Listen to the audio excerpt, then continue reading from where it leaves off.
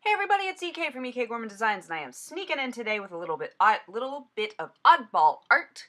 I'm using their digital image 464 Santa Baby Unicorn Christmas. That is a mouthful. Just imagine saying it 9,000 times fast, and you'll know exactly what I'm feeling right now. I went ahead and printed the image out and the really cute little sentiment, because it's all fun and games till Santa checks his naughty list. Yeah, that's where I'm at, because I'm fairly certain this year I'm on the naughty list just from being snarky and sarcastic and all around kind of a pain. But I printed these images out and I pulled out my Copics and went ahead and started coloring. I knew I wanted something very feminine. A lot of the time when I play around with oddball art, I want grungy and spooky and creepy and just a little bit off kilter, so I use colors I wouldn't naturally play with. But this unicorn's so sweet, so I knew I wanted to go with these feminine undertones. I also had just gotten a 6x6 pad of paper. You'll understand later why I bring this up, but I got a 6x6 pad of Christmas paper that was very feminine in its print. And I knew if I created this unicorn to be feminine, I would end up with what could be a really pretty, kind of quirky, feminine oddball card. So I colored in the images with this collection of pink tones to create what is kind of a My Little Pony feeling pony.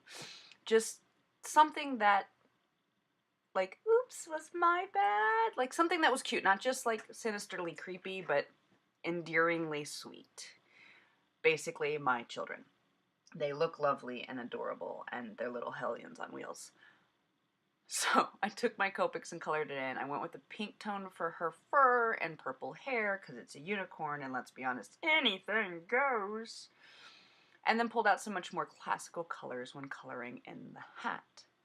I think this is another one of those moments where I truly prove how bad I am at coloring hair. Like, man, it's not good. I don't know. I need to suck it up and take like a hair coloring class. I just don't want to. Yeah, that's where I'm at. I don't want to. Like, I like when I started my crafting journey, I took a lot of classes and had other people teach me their techniques to help me get better. I'm to a place where I don't want somebody else teaching me their techniques so I can copy them. I want to develop my own techniques, so maybe I just need to do a lot of color a lot of hair and figure it out. I do like my shadows. I'm trying to be more courageous with my color selection when I'm pulling my markers, so I really have dark tones. It feels uncomfortable, but I think in the end, their payoff is huge. Now, the great debate, do you have colored lights or white lights? I like white lights, so I colored them yellow. I wanted her horn to have a little sparkle, so I added some Spectrum Noir sparkle pen. And then I wanted texture because nothing's more fun than that fuzzy section of a cheap Christmas hat. So I pulled out this liquid applique. If you're not familiar with this, if you add heat to it, it puffs up. It actually adds amazing snowflakes to your project, or what feels like bad fur. So I added it. And it puffs up, and it's really fun, and it's got great texture. I went ahead and fussy cut out the image and saved all of you the problem of having to watch me cut it out, and grabbed an A2 card frame. Just a plain nice thick white card frame. And this is the pad of paper I'm talking about. There's that cute little Santa inferior that if I trim it up it works that I wanted. And then I saw this ribbon and was like, this is perfect to add to my feminine feel card, that like swap of ribbon. So I used my paper cutter and trimmed out the Santa and then trimmed the ribbon piece down to 4 inches by 5¼ inches. And actually turned the paper on its side. It's not the way the paper is in the pad, but I like the ribbon, and I knew I'd cover the pine cone with unicorn butt. The Santa was still too big, so I trimmed it down just a speck more. I wish I could tell you the dimensions I trimmed it down. I can't. I don't know. I just trimmed it down.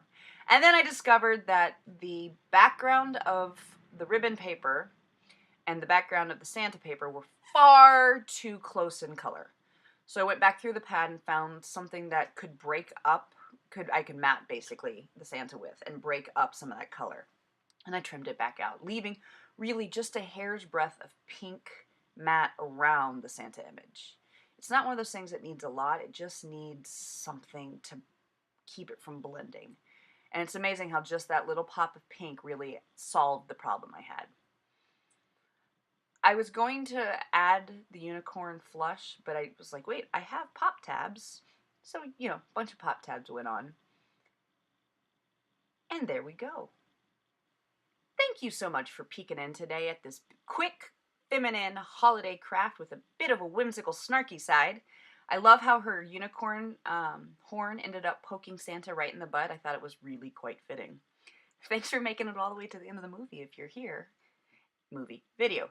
Thank you for making it to the end of the video. If you want to see more things like this, hit that subscribe button or that thumbs up button so I know that you're enjoying what you're seeing.